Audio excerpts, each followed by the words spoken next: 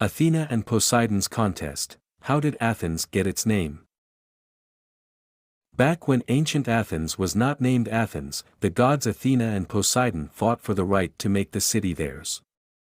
Plato refers to none other than the legendary contest between Athena and Poseidon over the city of Athens. This was one of the founding myths of ancient Athens and a popular story, also known as the name-giving of Athens. As the contest's winner, Athena became the city's patron deity, honored on the sacred hill of the Acropolis. Nevertheless, Athens' most sacred temple, the Erechtheion, was shared between Athena and Poseidon. Athena, or Minerva for the Romans, was the Greek goddess of wisdom and war, more specifically strategic warfare. Athena is a peculiar case. Her father was Zeus and her mother the nymph Métis. However, in a weird way, Métis did not give birth to her.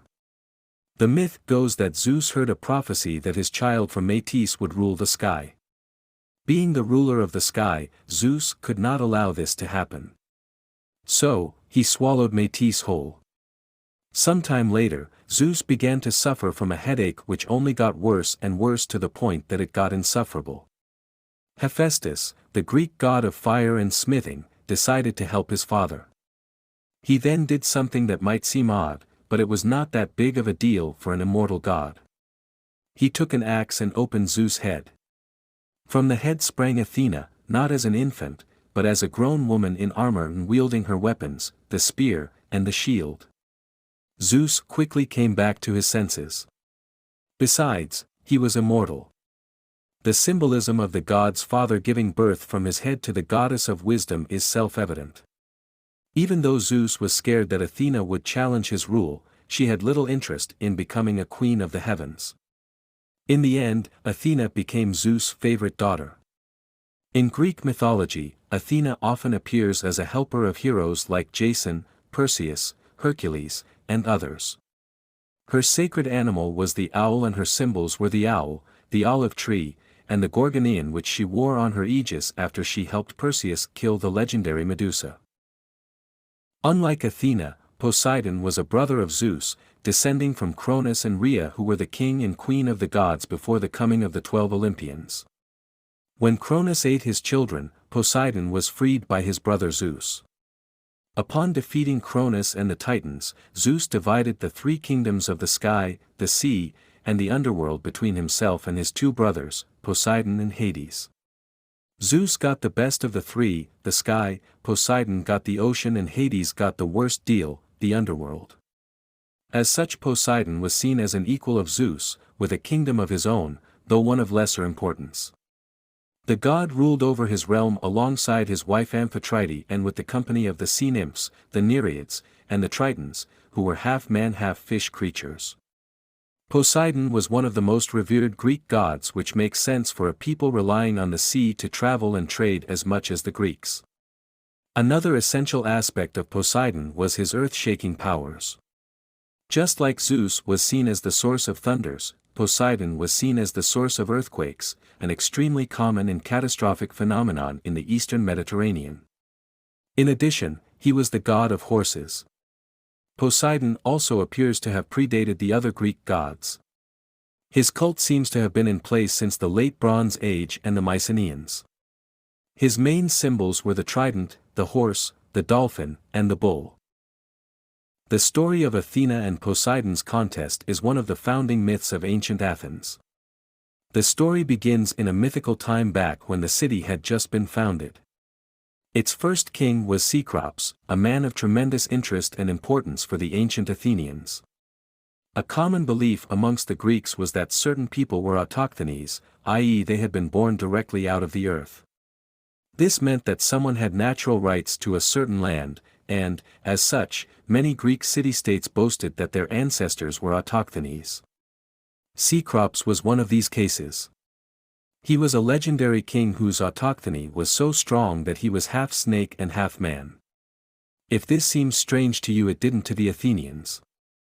As snakes crawl, they were seen as creatures closer to the earth. In this case, the fact that Cecrops was half snake indicated that he was inextricably linked to the land on which ancient Athens was built. Cecrops was an amazing ruler. In fact, his reign ushered in a golden age so impressive that even the gods noticed his city's greatness. According to Apollodorus, the king had named the city Cecropia after himself, while its previous name was Act. Nevertheless, the city had not officially received the protection of a god, and, consequently, its name could still change. The two gods that showed interest in Cecrops city were Athena and Poseidon. Both believed that they had the right to bring the city under their protection, name it after themselves and claim its glory. The two gods were so determined that Zeus, scared that their disagreement would lead to a fight, decided to intervene. The solution he offered was a contest between Athena and Poseidon with Cecrops as the judge. The prize would be the city. 12 celestial gods surrounded Jupiter, on lofty thrones, and all their features were so nicely drawn, that each could be distinguished. Jupiter appeared as monarch of those judging gods. Metamorphoses 6.70. Athena and Poseidon met on the sacred hill of the Acropolis. Zeus, the Olympian gods, and the people of Athens gathered to witness the spectacle. Poseidon moved first. With one swift move, he struck his trident on the ground. The earth shook and an underground sea was created. Water sprang from the hole in the ground, and this was Poseidon's gift to the people of Athens. However, the ocean god's gift was seawater, which had little to no use for ancient Athens, a city with access to plenty of rivers and in proximity to the sea. As a result, Poseidon's gift was met with limited enthusiasm. But now, it was Athena's turn. The goddess kneeled and planted something on the ground. Everyone held their breath. Within moments, a fully grown tree rose from the earth. This was Athena's gift, an olive tree. The tree was a high-quality timber source, while its fruit was nutritional and could be used to make olive oil, which had multiple applications. Athena's gift was superior beyond doubt. Without hesitation, Cecrops proclaimed Athena the winner of the competition, and the goddess of wisdom gave her name to the city, which was hence called Athens. Instead of accepting his defeat with dignity, Poseidon proved to be a sore loser. According to Apollodorus, Poseidon in hot anger flooded the Thracian plain and laid Attica under the sea. This was the end of the name-giving of Athens, one of the founding myths of the city. Following the contest between Athena and Poseidon, the hill of the Acropolis became a sacred space devoted to the cult of Athena. Following a triumph over the Persian Empire in 480 BCE, ancient Athens entered its golden age, known for its most remarkable accomplishment, the democratic political system. It was at this time that the Athenians chose to honor their patron deity with a great temple, the Parthenon.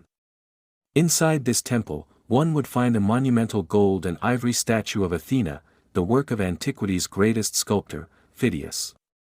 Going outside, one could wonder at the pediments of the temple, featuring on one side the birth of Athena and on the other the contest of Athena and Poseidon. Of course, the images of Athena on the Acropolis did not stop there.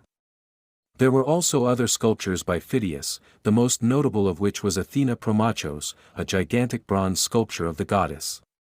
At the entrance of the sacred hill, the visitor could see the small but elegant temple of Athena Nike, Victory. Worth mentioning is also the Great Panathenaea, the greatest festival of the city, which was centered around the cult of the goddess and included a great ritual procession that ended at the ꞉ᴜᴜ, the sacred wooden effigy of the goddess in the Erechtheion. However, the Parthenon was not the most important temple on the Acropolis. That title belonged to the Erechtheion, a unique case of a temple. While the Parthenon was devoted just to Athena, the Erechtheion was a hybrid temple, half belonging to Athena and half to Poseidon. Furthermore, there was a series of other deities whose altars and monuments were housed in the temple.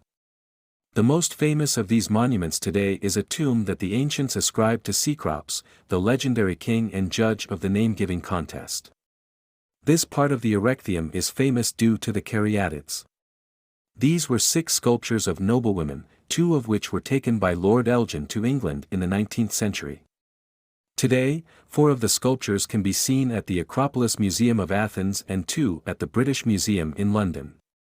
These sculptures are at the center of a heated restitution debate between Greece and the UK. Although the superstars of the Erechtheion are the caryatids, the temple was full of wonders. Some of these are directly related to the name-giving myth. According to Pausanias, inside the Erechtheion, one could find a well with salt water and the mark of a trident on the floor. These were said to be the marks left by Poseidon during his contest with Athena and were sacred monuments of the god. Pausanias also mentions an olive tree that stood inside a small courtyard of the temple. This was said to be the tree planted by Athena herself. Herodotus records a miracle related to Athena's tree that took place after the sack of ancient Athens by the Persians in 480 BCE. If you visit the Erechtheion today, you will find an olive tree in the exact place where the ancient one stood.